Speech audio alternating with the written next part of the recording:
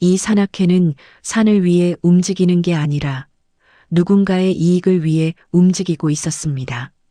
그 산악회에서 아무도 소리 지르지 않았습니다. 대신 말 안 듣는 사람은 하나씩 사라졌습니다. 목적지는 늘 바뀌었지만 도착하면 항상 같은 풍경이 기다리고 있었습니다. 반짝이는 특산품 포장지, 익숙한 가게 주인의 웃음, 그리고 회장의 이거 정말 좋아요라는 한마디. 사라진 건 자유가 아니라 사지 않은 사람의 자리였습니다. 처음엔 내가 예민한 줄 알았습니다. 하지만 그건 우연이 아니었습니다. 조용히, 너무 조용하게 사람을 걸러내는 방식이었습니다. 이 이야기는 산을 타는 이야기보다 사람을 버티는 이야기입니다. 60대 여자가 산악회에서 왕따를 당하고도 끝까지 남아 조직 전체를 바꾼 9개월의 기록입니다. 이런 이야기 어디 가서 쉽게 말하기 어렵죠. 오늘 이야기가 조금이라도 마음에 걸리신다면 구독과 좋아요, 조용히 눌러주셔도 됩니다. 이 채널은 참기만 하던 사람들이 결국 어떻게 선택하는지 끝까지 함께합니다. 아침에 일어나도 갈 곳이 없다는 건 천천히 죽어가는 기분이에요. 산악회에 들어간 이유는 단순했습니다. 집에만 있으면 하루가 너무 길었기 때문입니다. 남편은 아직 일주일에 몇 번씩 외출을 했고 저는 점점 집 안에만 머무는 사람이 되어가고 있었습니다. 창밖을 보면 같은 아파트 단지를 산책하는 사람들이 보였습니다. 모두 어딘가로 향하고 있었습니다. 저만 제자리였습니다. 아침에 일어나도 갈 곳이 없다는 느낌이 들면 사람이 조금씩 달아간다는 걸 그때 처음 알았습니다. 거울을 보면 주름만 늘어나는 게 아니라 표정 자체가 흐려지고 있었습니다. 그래서 저는 걷기로 했습니다. 산이라도 타면 숨이 차고 숨이 차면 살아있다는 기분이 들 것 같았습니다. 아파트 게시판에 붙은 종이를 본 건 그 즈음이었습니다. 산악회 회원 모집, 60대 이상, 매주 여행 산행. 저는 한참을 그 종이를 보고 있다가 휴대전화를 꺼내 전화번호를 적었습니다. 손이 떨렸습니다. 누군가에게 전화를 건다는 게 얼마만인지 기억도 안 났습니다. 전화를 받는 사람은 회장이었습니다. 여보세요? 아, 산악회요? 어서 오세요. 우리 분위기 정말 좋아요. 목소리는 밝았고 말투는 친절했습니다. 매주 다른 지역으로 간다고 했고 버스도 준비돼 있고 걷는 코스도 무리 없다고 했습니다. 회비는 한 달에 5만 원, 버스비 포함이라고 했습니다. 저는 망설이지 않고 가입했습니다. 그때는 정말 몰랐습니다. 그 5만 원이 시작일 뿐이라는 걸. 첫 산행날 전세버스에 올랐을 때의 기억은 아직도 선명합니다. 버스는 45인승이었고 좌석은 절반 정도만 찼습니다. 모두 비슷한 나이대였고 말투도 비슷했고 웃는 방식도 비슷했습니다. 회장은 통로 앞자리에 앉아 있었고 버스 기사는 회장과 꽤 익숙해 보였습니다. 오늘은 강원도 쪽이에요. 경치 정말 좋습니다. 회장이 말하자 사람들이 고개를 끄덕였습니다. 누군가 박수를 치기도 했습니다. 저는 그때까지만 해도 그 장면이 아무 의미 없다고 생각했습니다. 창밖으로 풍경이 스쳐 지나갔습니다. 오랜만에 느껴보는 설렘이었습니다. 어디론가 간다는 것, 새로운 공기를 마신다는 것, 그것만으로도 충분했습니다. 산은 좋았습니다. 숨이 찼고 다리가 아팠고 정상에 올랐을 때는 사진도 찍었습니다. 어머, 이거 보세요. 구름이 발밑에 있어요. 누군가 소리쳤고 모두가 웃었습니다. 그 순간만큼은 저도 그 웃음 안에 있었습니다. 산 정상에서는 모두가 평등했습니다. 숨을 헐떡이는 것도 땀을 닦는 것도 똑같았으니까요. 문제는 내려온 뒤였습니다. 버스에 타기 전 회장이 마이크를 잡고 말했습니다. 여러분, 조금만 들렀다가요. 여기 유명한 데예요. 지역 특산품 정말 좋습니다. 우리는 자연스럽게 어떤 가게 앞에 섰습니다. 농산물 직판장이라는 간판이 보였습니다. 회장은 먼저 들어갔고 기사님은 버스 시동을 끄고 담배를 꺼내 들었습니다. 사람들은 아무 말 없이 가게 안으로 들어갔습니다. 저는 그때도 별 생각이 없었습니다. 여행지에서 특산품 한번 보는 게 뭐 대수인가. 가게 안은 생각보다 넓었습니다.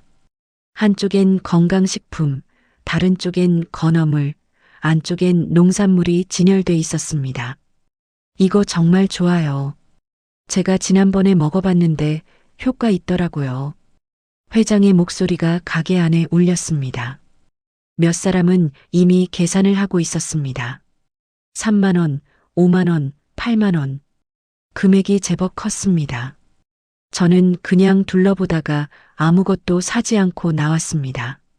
집에 쟁여둘 것도 없었고 굳이 사고 싶지 않았습니다. 그게 시작이었습니다. 버스로 돌아오는 길 한 회원이 웃으며 말했습니다. 회장님 덕분에 좋은 거 샀어요. 감사합니다.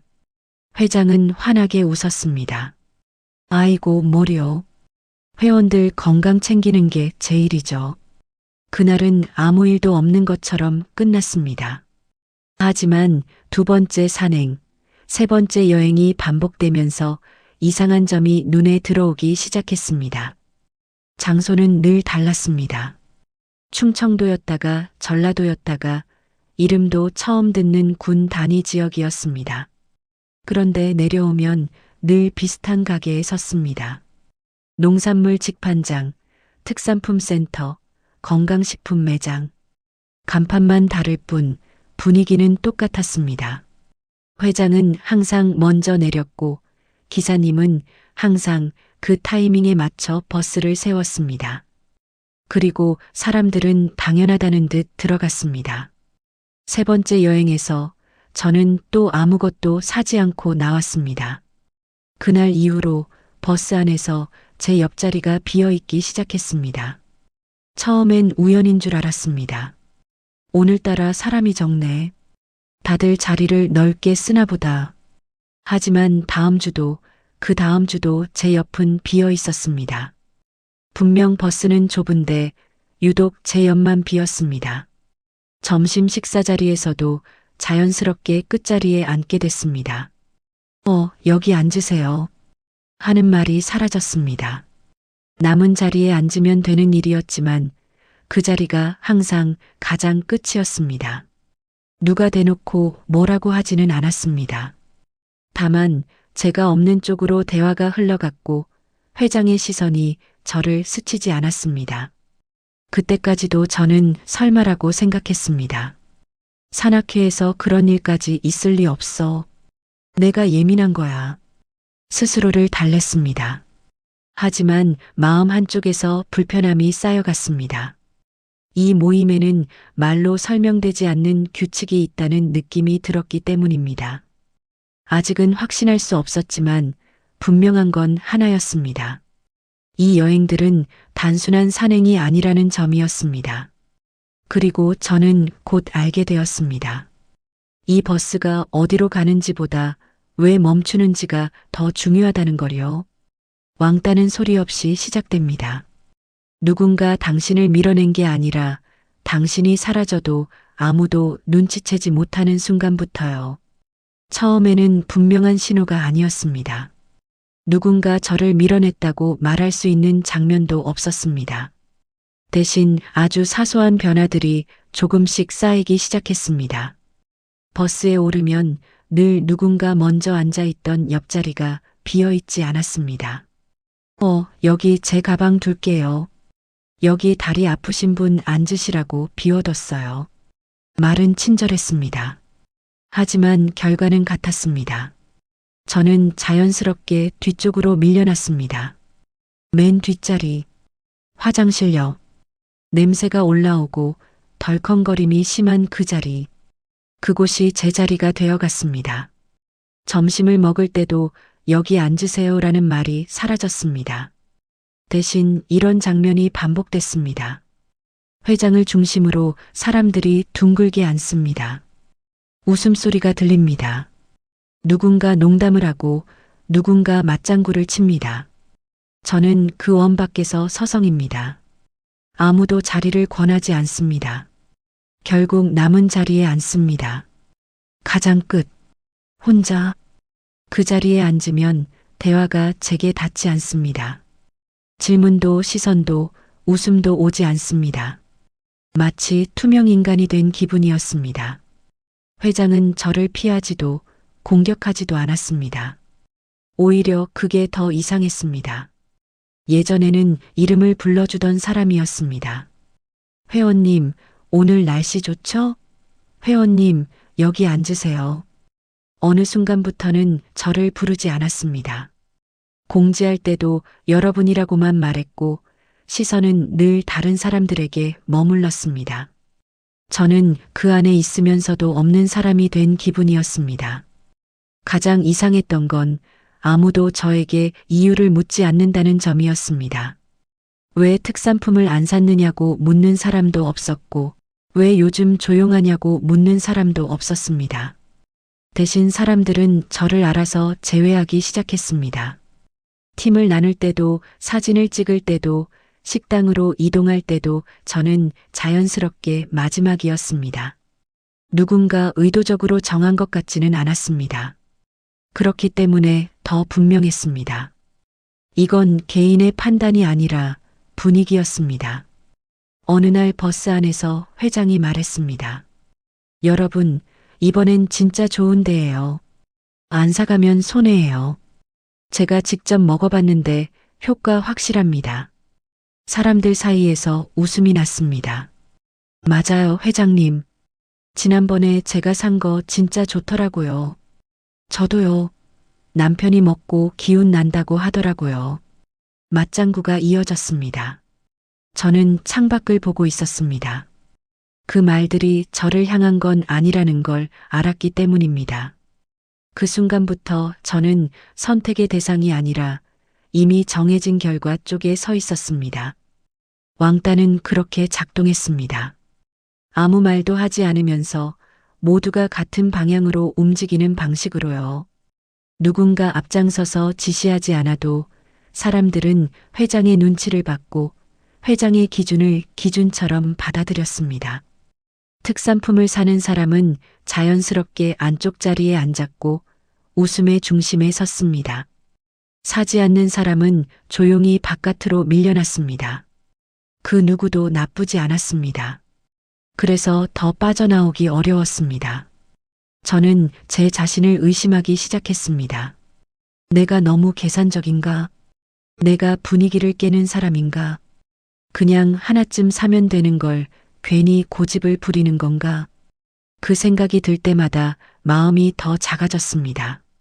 산을 타러 가는 길인데 저는 늘 버스 안에서 먼저 지쳤습니다.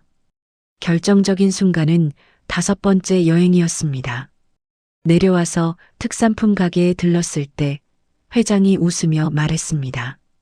이번엔 다들 하나씩은 챙기세요. 몸에 정말 좋은 거예요.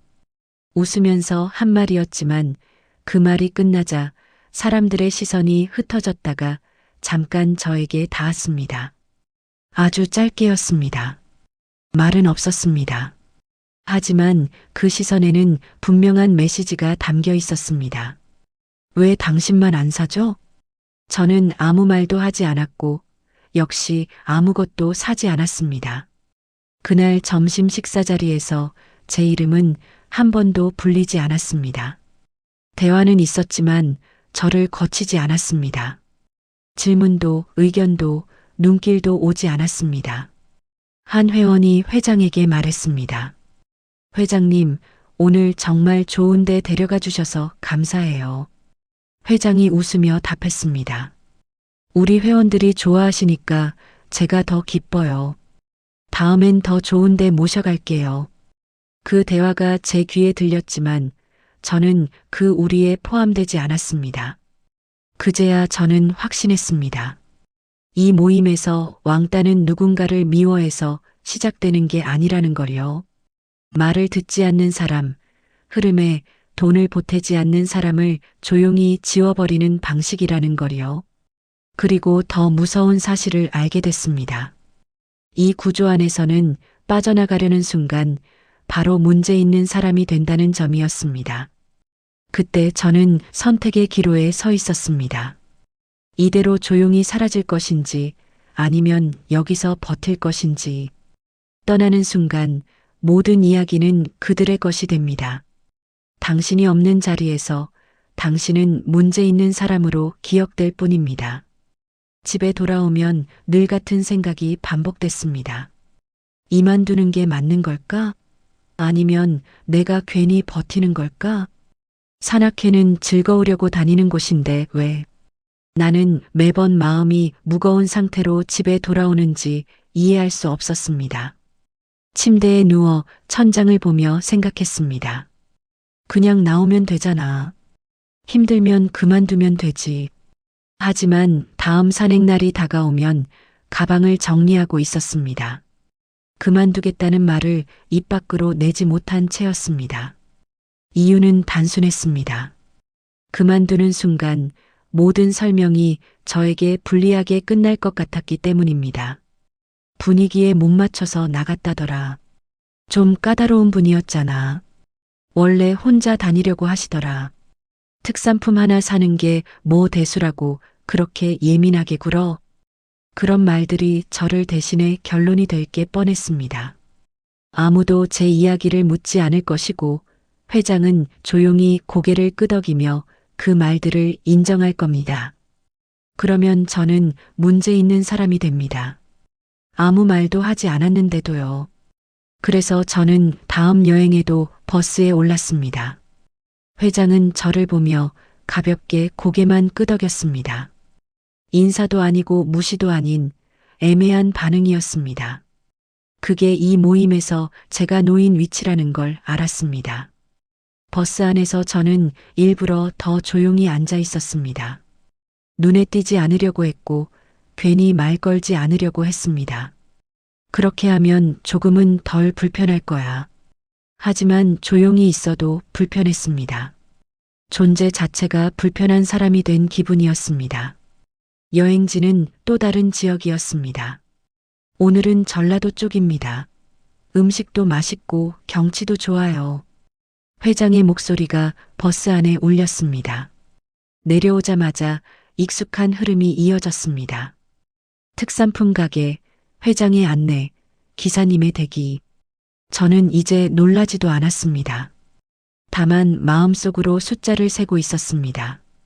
이번엔 누가 사는지, 누가 웃는지, 누가 회장 옆에 서는지. 그 안에서 저는 여전히 바깥에 있었습니다. 점심을 먹으러 이동할 때 누군가 말했습니다. 자리가 좀 애매하네. 테이블이 작은가? 그 말 뒤에 아무도 제 쪽을 보지 않았습니다. 저는 자연스럽게 혼자 앉았습니다. 두 인용 테이블, 저 혼자. 옆 테이블에선 웃음소리가 들렸습니다. 회장을 중심으로 사람들이 돌아앉아 음식을 나눠 먹고 있었습니다. 그 자리가 제 자리처럼 느껴졌습니다. 이상하게도 그 순간부터 마음이 조금 가벼워졌습니다. 더 이상 기대하지 않게 되었기 때문입니다. 기대를 하지 않으니 상처도 덜 받았습니다. 오늘은 좀 나아질까 하는 희망이 사라지니 실망도 없었습니다. 하지만 그렇게 마음을 접고 나면 또 다른 감정이 올라왔습니다. 억울함이었습니다. 내가 뭘 그렇게 잘못했나? 산을 같이 타고 같은 버스를 타고 같은 밥을 먹는데 왜 나는 늘 제외되는 쪽이어야 하는지 이해할 수 없었습니다. 특산품 하나 안 샀다는 이유로. 그게 전부였습니다. 제가 누군가에게 해를 끼친 것도 아니고 무례하게 군 것도 아니었습니다. 단지 필요 없는 걸 사지 않았을 뿐인데 저는 문제 있는 사람이 되어 있었습니다. 그 억울함이 사라지지 않는 한 저는 이 모임을 그냥 떠날 수 없다는 것도 알게 됐습니다. 도망치면 그들이 이깁니다. 제가 틀렸다는 걸 인정하는 셈입니다. 그날 집에 돌아와서 저는 가방을 내려놓고 한참을 앉아 있었습니다. 산에 다녀온 날인데도 몸보다 마음이 더 피곤했습니다. 남편이 물었습니다. 오늘은 어땠어? 저는 대답하지 않았습니다. 괜히 설명하면 더 초라해질 것 같았기 때문입니다. 저는 혼자 결론을 내렸습니다. 당장 바꾸지 못해도 적어도 도망치지는 말자고. 그때부터 저는 관찰하기 시작했습니다. 누가 회장 옆에 오래 머무는지, 누가 자주 특산품을 사는지, 누가 점점 중심으로 이동하는지를요. 그리고 조금씩 알게 되었습니다. 이 모임에는 저 말고도 조용히 밀려난 사람들이 있다는 걸요. 버스 맨 뒷자리에 늘 혼자 앉는 분, 점심 식사 때 끝자리에 서성이는 분, 회장이 말할 때 시선을 피하는 분들. 아직은 각자 혼자였지만 분명 같은 방향을 보고 있다는 느낌이 들었습니다. 저는 그때 처음으로 생각했습니다. 혹시 나만 이런 게 아닐지도 모른다는 생각을요. 침묵하는 사람들은 약하지 않습니다. 다만 아직 서로를 찾지 못했을 뿐입니다. 확신은 아주 사소한 장면에서 시작됐습니다. 산을 내려와 버스로 돌아오는 길이었습니다. 저는 늘 그렇듯이 맨 뒤쪽 자리에 앉아 있었습니다. 그때 제 옆자리에 조용히 앉는 사람이 있었습니다. 말수가 적고 눈에 잘 띄지 않는 분이었습니다. 몇 번 이름을 들은 적은 있었지만 대화를 나눈 적은 거의 없었습니다. 그날도 그냥 고개만 끄덕이며 인사를 나눴습니다. 버스가 출발하고 얼마 지나지 않아 그분이 낮은 목소리로 말을 걸었습니다. 오늘도 아무것도 안 사셨어요? 저는 잠시 망설이다가 고개를 끄덕였습니다. 그러자 그분은 작게 웃으며 말했습니다. 저도요. 그 한마디에 마음이 조금 내려앉았습니다. 처음으로 누군가가 제 상황을 알고 있다는 느낌이 들었기 때문입니다. 그분은 말을 길게 하지 않았습니다. 대신 창밖을 보며 조용히 덧붙였습니다. 처음엔 그냥 우연인 줄 알았어요. 근데 계속 반복되더라고요. 특산품 가게, 또 특산품 가게. 저는 그 말에 아무 대답도 하지 못했습니다. 하지만 그동안 제가 혼자만 느꼈던 불편함이 사실이었다는 확신이 들었습니다. 이 모임에는 보이지 않는 선이 있었고 그 선 밖으로 밀려난 사람이 저 혼자가 아니라는 사실이 분명해졌습니다. 그날 점심자리에서도 같은 장면이 반복됐습니다. 회장과 가까운 사람들은 자연스럽게 안쪽 자리를 차지했고 우리 둘은 나란히 끝자리에 앉았습니다. 누군가 일부러 그렇게 배치한 건 아니었습니다. 그렇기 때문에 아무도 책임지지 않았고 아무도 미안해하지 않았습니다. 하지만 분명히 자리는 갈라져 있었습니다. 안쪽 테이블 마이너스 웃음소리, 농담, 회장의 목소리, 끝자리 테이블 마이너스 침묵, 젓가락 소리, 서로를 의식하는 눈빛. 식사를 마치고 나오는 길에 그분이 다시 말을 걸었습니다. 혹시 계속 다니실 생각이세요? 저는 잠시 생각하다가 고개를 끄덕였습니다. 그러자 그분은 안도한 표정을 지었습니다. 다행이네요. 저도 그만두고 싶다가도 그러면 제가 진짜 문제 있는 사람 되는 것 같아서요. 뒤에서 뭐라고 할 것 같잖아요. 그 말에 저는 고개를 끄덕일 수밖에 없었습니다. 제 마음을 그대로 말해주는 것 같았기 때문입니다. 그 이후로 저는 조금씩 주변을 더 유심히 보기 시작했습니다. 회장 옆에서 웃고 있는 사람들만큼이나 말없이 뒤로 밀려난 사람들도 눈에 들어오기 시작했습니다. 사진을 찍을 때 늘 가장자리에 서는 사람, 식당에서 늘 끝자리에 앉는 사람, 회장이 말을 할 때 시선을 피하는 사람들, 그들은 모두 조용했습니다. 그리고 그 조용함 때문에 더 오래 버티고 있었습니다. 며칠 뒤 또 다른 여행에서 저는 또 한 사람과 눈이 마주쳤습니다. 특산품 가게 앞에서 서성이다가 그냥 나오는 분이었습니다. 회장이 안에서 크게 말하는 소리가 들렸습니다. 이거 정말 좋아요. 제가 직접 먹어봤어요. 그분은 가게 입구에서 잠시 망설이다가 그냥 돌아섰습니다. 그분도 저를 잠깐 보더니 고개를 숙였습니다. 아무 말도 하지 않았지만 그 눈빛에서 익숙한 감정을 읽을 수 있었습니다. 아는 사람이라는 느낌이었습니다. 그때 저는 깨달았습니다. 이 모임에서 왕따는 소수의 불운한 개인에게만 일어나는 일이 아니라는 거요. 구조가 유지되려면 늘 몇 명은 바깥에 있어야 한다는 거요. 특산품을 사는 사람들이 우리가 되려면 사지 않는 사람들은 저들이 되어야 했습니다. 그래야 경계가 명확해지고, 그래야 회장의 권위가 유지되고, 그래야 이 구조가 계속 돌아갑니다. 그리고 그 바깥에 있는 사람들이 서로를 알아보는 순간 이 구조는 흔들리기 시작한다는 것도요. 아직 우리는 아무 말도 하지 않았고 어떤 약속도 하지 않았습니다. 하지만 분명한 건 하나였습니다. 이제 저는 더 이상 혼자가 아니라는 사실이었습니다. 그 사실 하나만으로도 버스 안 공기가 조금은 달라 보였습니다. 혁명은 소리 지르는 데서 시작되지 않습니다. 서로를 알아보는 눈빛에서 시작됩니다. 그날 이후로 저는 일부러 서두르지 않았습니다. 한 번에 사람들을 모으려 하지도 않았고 회장을 향해 어떤 감정도 드러내지 않았습니다. 대신 아주 조용하게 정말 필요할 때만 말을 건넸습니다. 버스에서 우연히 옆자리에 앉았을 때, 특산품 가게 앞에서 잠깐 시선이 마주쳤을 때, 점심을 먹고 나오며 자연스럽게 걸음이 겹쳤을 때였습니다. 요즘 좀 힘드시죠? 이 말이면 충분했습니다. 설명도 불만도 고발도 아니었습니다. 그 말 한마디에 상대의 얼굴이 먼저 반응했습니다.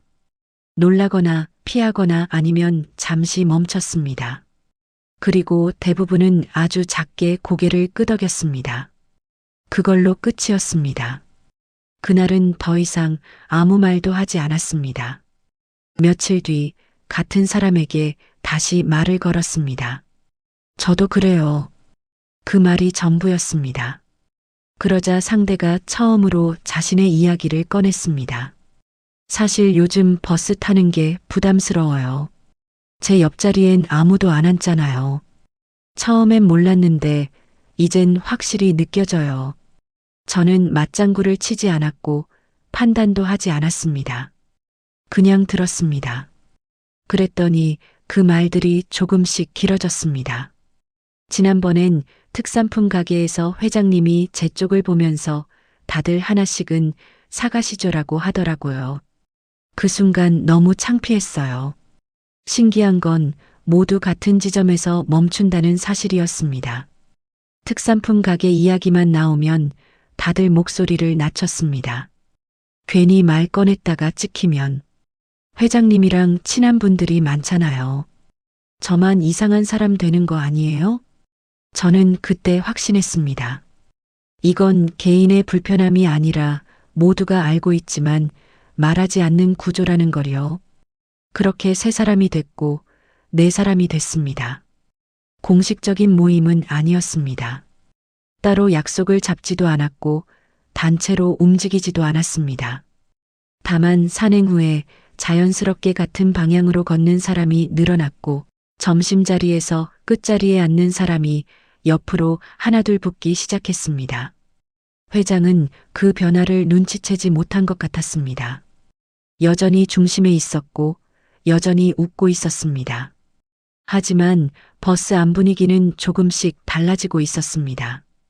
어느 날 한 분이 제게 조심스럽게 말했습니다.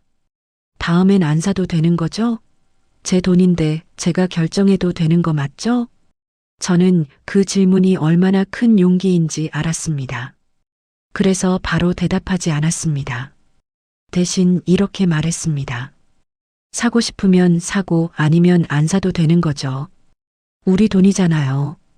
그 말에 그분은 한참을 생각하더니 고개를 끄덕였습니다. 그게 우리의 첫 합의였습니다. 다음 여행에서 변화가 아주 작게 나타났습니다.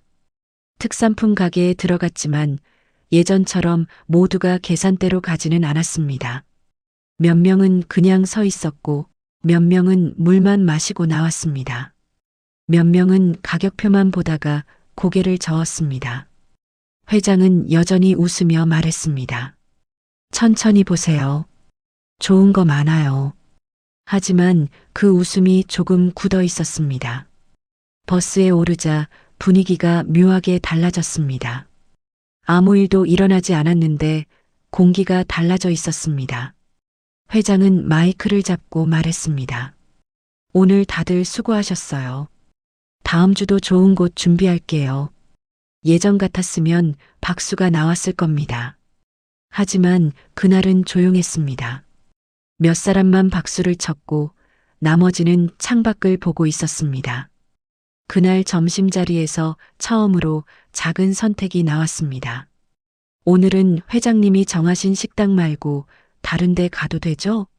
누군가 그렇게 말했습니다. 회장은 잠시 멈췄다가 대답했습니다. 아, 네, 그럼 그렇게 하죠.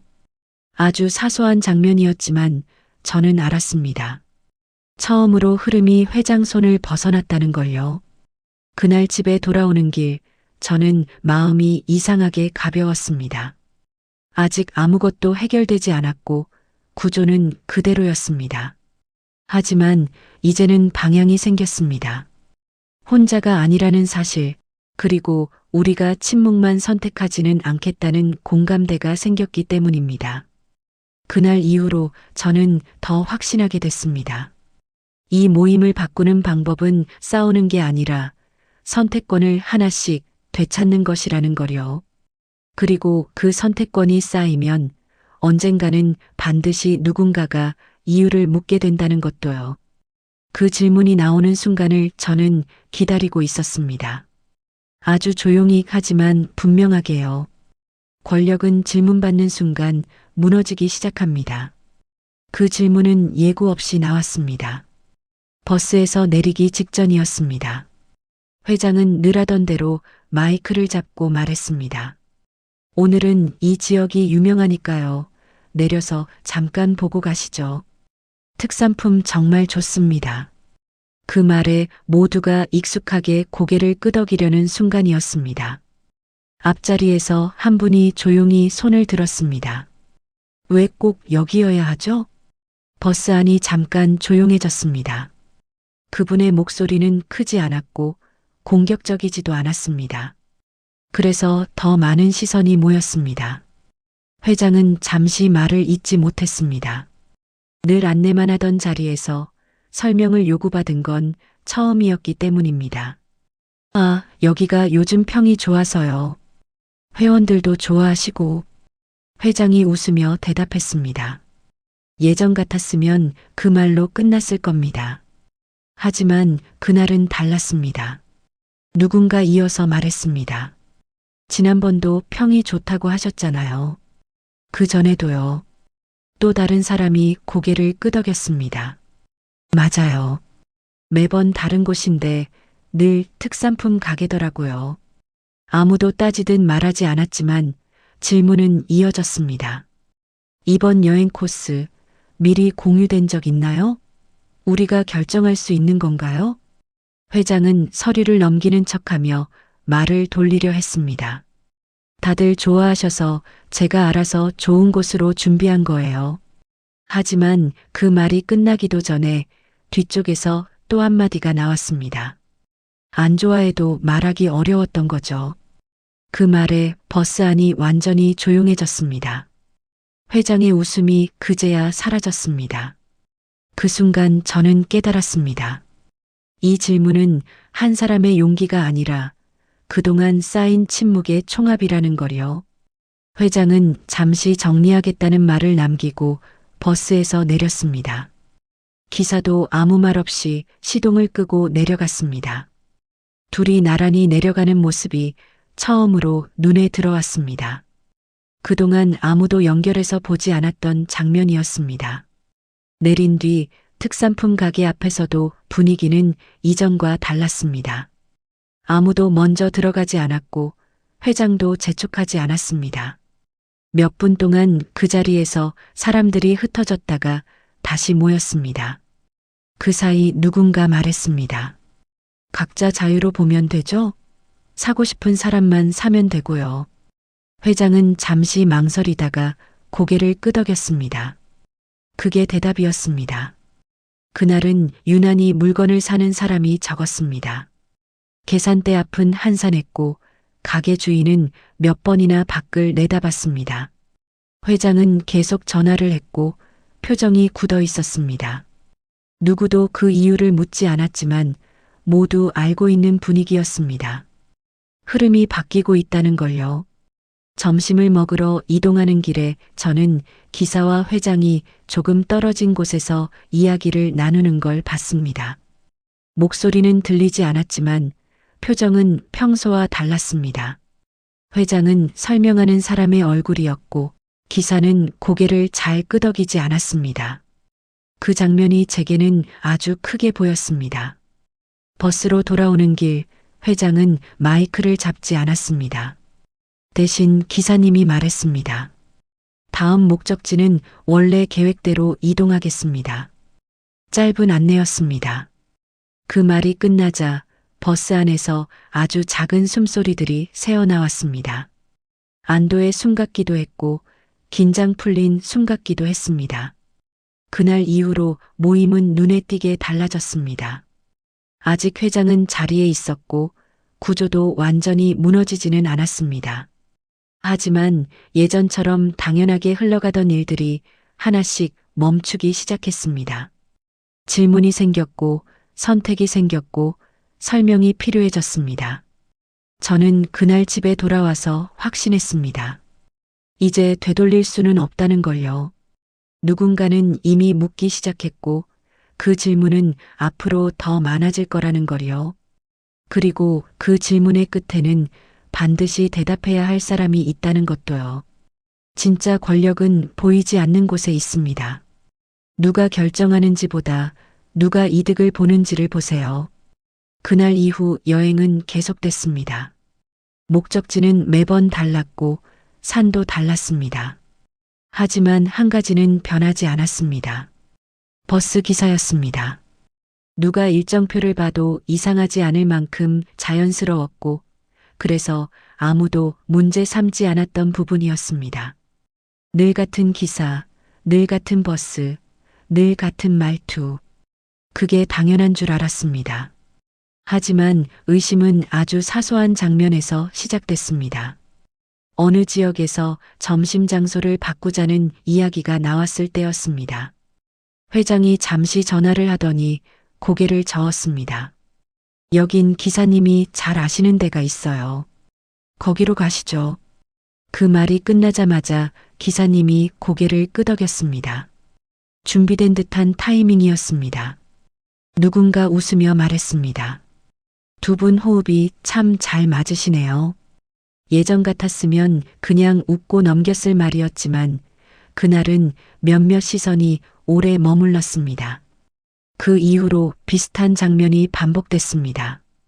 목적지를 정할 때, 식당을 고를 때, 쉬어갈 장소를 정할 때마다 회장은 기사님을 먼저 봤고 기사님은 말없이 방향을 틀었습니다. 누가 먼저 제안하는지 알 수 없을 만큼 자연스러웠습니다. 하지만 그 자연스러움이 반복되자 더 이상 우연으로 보이지 않았습니다. 결정적인 순간은 휴게소에서 일어났습니다. 특산품 가게가 줄지어 있는 곳이었습니다. 예전처럼 회장이 앞장서지 않았는데도 버스는 정확히 그 앞에 섰습니다. 누군가 기사님께 물었습니다. 여기 자주 오세요? 기사님은 잠깐 멈칫하다가 대답했습니다. 아, 뭐 익숙하죠. 산악회 다니다 보면 자주 오게 되는 곳들이 있어요. 그 짧은 대답이 이상하게 크게 들렸습니다. 그날은 아무도 크게 말하지 않았습니다. 대신 작은 대화들이 여기저기서 오갔습니다. 이상하지 않아? 매번 여기 오는 거. 늘 같은 패턴이잖아. 산 타고 특산품 가게 들르고 우연치곤 너무 자주야. 그것도 매번 다른 지역인데. 그 말들이 직접 회장에게 향하지는 않았지만 버스 안 공기를 바꾸기엔 충분했습니다. 회장은 그 분위기를 느꼈는지 평소보다 말을 아꼈습니다. 산행을 마치고 돌아오는 길 한 분이 기사님께 직접 물었습니다.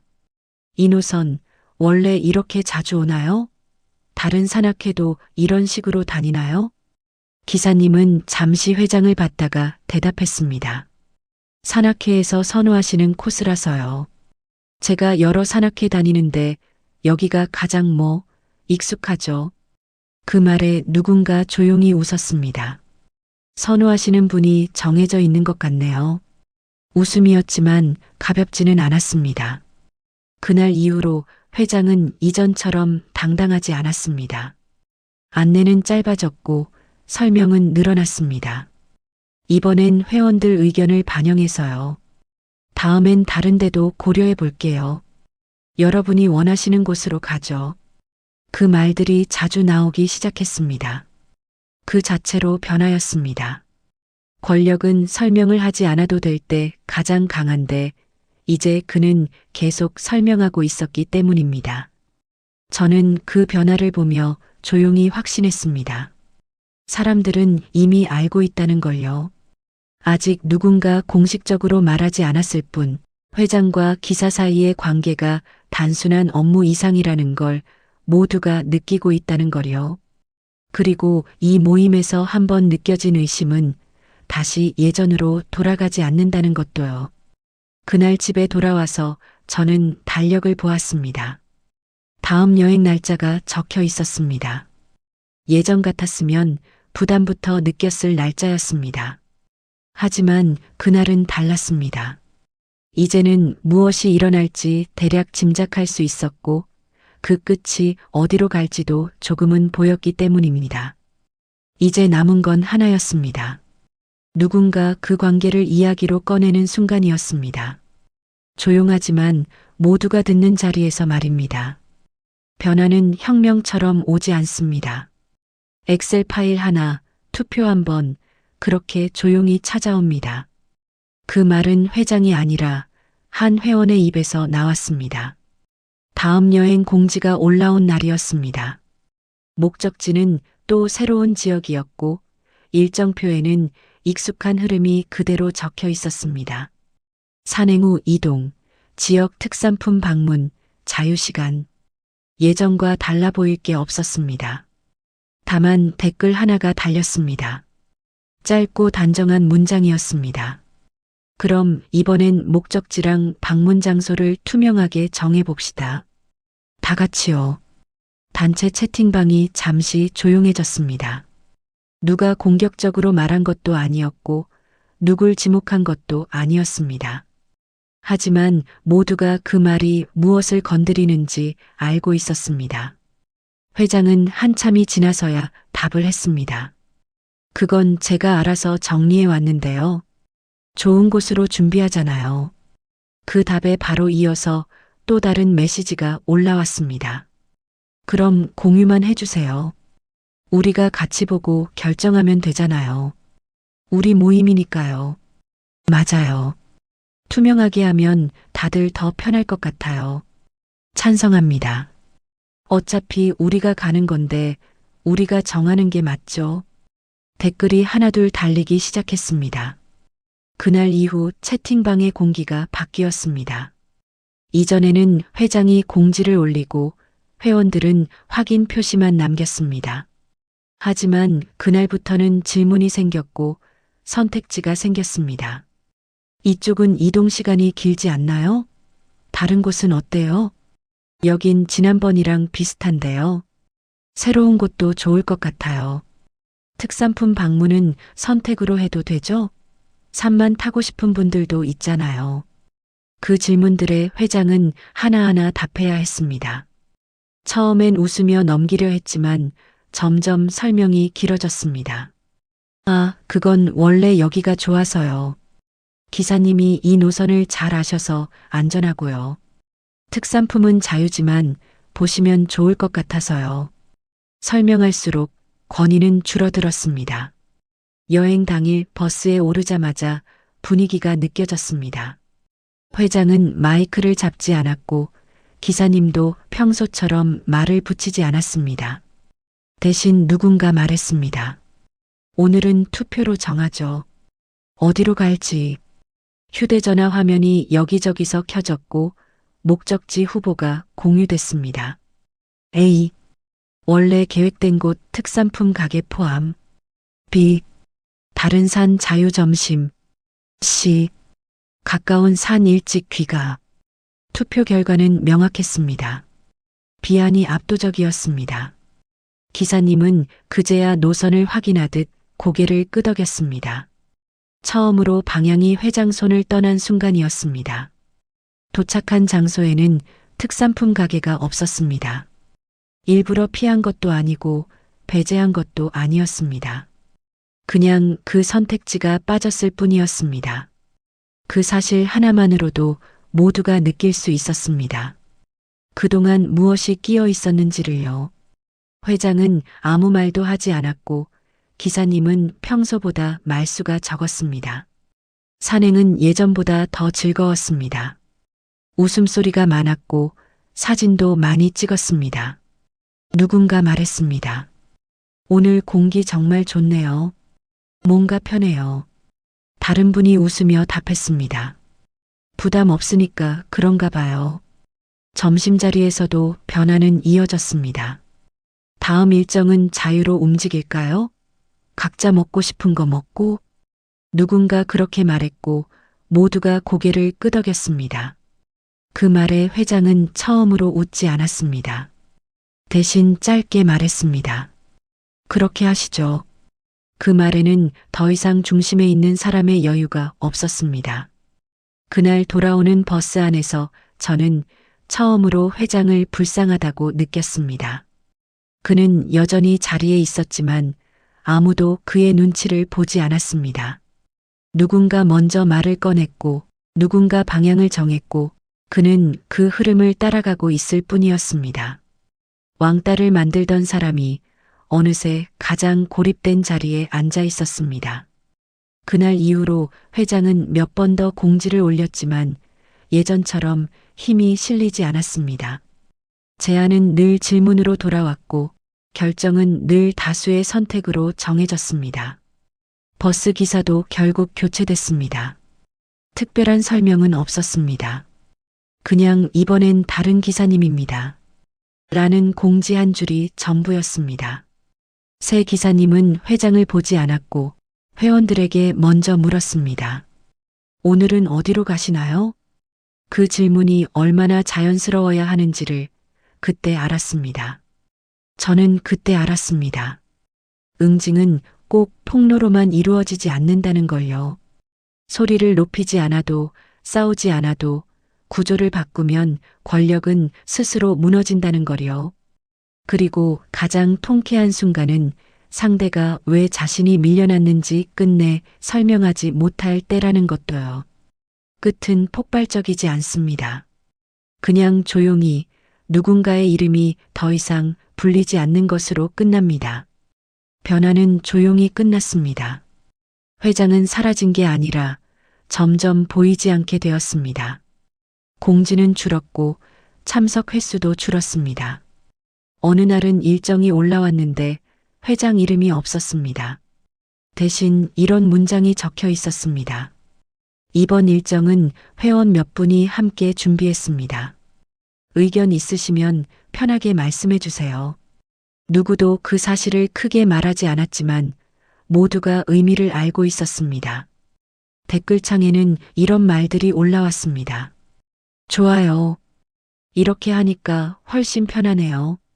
다음에도 이렇게 해요. 버스 기사도 바뀌었습니다. 새로운 기사님은 목적지를 묻고 의견을 기다렸습니다. 어디로 가실까요? 제가 아는 좋은 산 몇 곳 있는데 말씀하시면 추천해 드릴게요. 그 질문이 그렇게 자연스러울 수 없다는 걸 그때 처음 알았습니다. 누군가 웃으며 말했습니다. 이렇게 정하니까 편하네요. 우리가 가고 싶은 곳으로 가는 거잖아요. 아무도 반대하지 않았습니다. 그 말이 이제는 이 모임의 기준이 되었기 때문입니다. 회장은 한 번 더 모습을 보였습니다. 몇 주 만에 나온 산행이었습니다. 예전처럼 앞에 서지 않았고 마이크도 잡지 않았습니다. 버스 뒷자리에 조용히 앉아 있었습니다. 예전에 제가 앉던 그 자리였습니다. 특산품 가게 앞을 지나칠 때 회장은 잠시 창밖을 보더니 고개를 돌렸습니다. 그를 챙기던 사람들도 더 이상 보이지 않았습니다. 점심 식사 때도 사진을 찍을 때도 그는 가장자리에 있었습니다. 그는 아무 말도 하지 않았고 아무도 그에게 말을 걸지 않았습니다. 그 침묵은 과거의 왕따와는 달랐습니다. 배제하려는 침묵이 아니라 필요 없는 권력이 사라진 뒤의 공백이었습니다.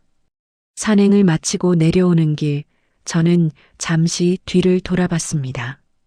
회장은 혼자 걸어오고 있었습니다. 예전에 저는 그 모습을 보고도 모른 척 했을 겁니다.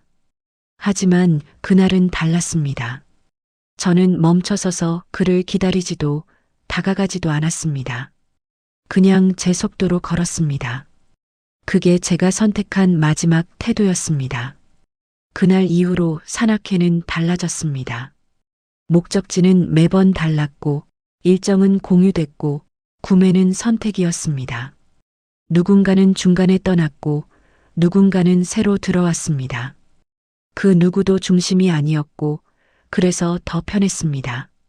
저는 여전히 말수가 많지 않았지만 더 이상 눈치를 보지 않았습니다.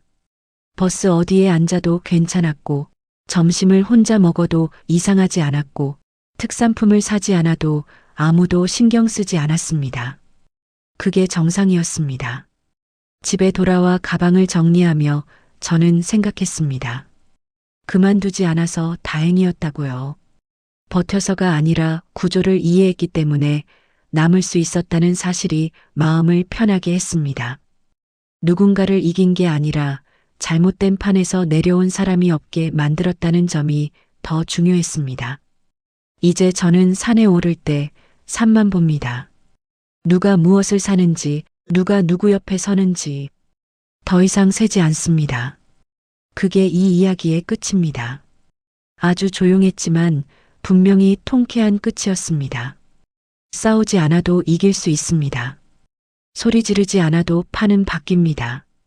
오늘 이야기의 주인공은 누군가를 몰아내지 않았습니다. 대신 잘못된 구조를 남기지 않았습니다. 여러분이라면 이런 순간에 남으시겠습니까? 아니면 나오시겠습니까? 댓글로 남겨주세요. 이 이야기는 혼자 겪는 일이 아닙니다. 권력은 소리 없이 무너집니다. 질문 하나, 선택 하나, 그렇게 조용히 무너집니다.